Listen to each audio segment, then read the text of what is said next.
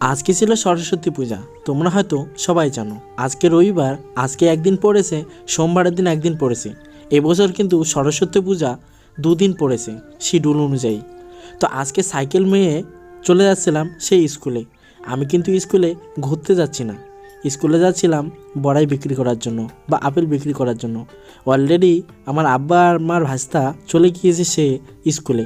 আমাকে ডাকলো যে তুইও একটু আয় হেল্প করার জন্য। তো এখানে এসে আমিও হেল্প করছিলাম বড়াই বিক্রি করার জন্য। তো দেখতে পাচ্ছ আমাদের দোকানে অনেক কাস্টমার ভরে গিয়েছে, সে ভাস্তা বিক্রি করতেছে আর আমি তার পিছনে বসে দেখছিলাম যে কীরকম করে বিক্রি করে। আমি তো এর আগে কোনো দিন বড়াই বিক্রি করতে যাইনি, তাদের ওদের কাছে এক্সপিরিয়েন্সটা নিচ্ছিলাম যে কীভাবে বড়াই বিক্রি করে। বড়াই বিক্রি করা যেহেতু শেষ হয়ে গেল, আমরা তাড়াতাড়ি সবাই মিলে চলে গেলাম খিচুড়ি খেতে।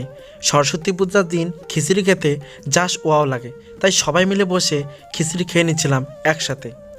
আমি বধূ সেজে থাকবো, তুমি পালকি নিয়ে এসো। আরে দেয়া করু কেমন করে করছো দর্শক করে গেলে মামুতে করে গেলে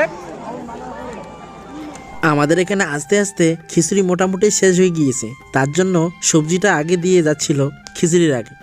তো খিচুড়িটা অনেকটা ভালো হয়েছিল খেতে, তো অনেকটাই খেয়ে নিলাম আজকে সরস্বতী পূজায় ঘুরতে গিয়ে না, অ্যাকচুয়ালি বড়াই বিক্রি করতে গিয়ে। আর কে কে সরস্বতী পূজায় ঘুরতে গিয়েছো অবশ্যই কমেন্টে কিন্তু বলে যাবে।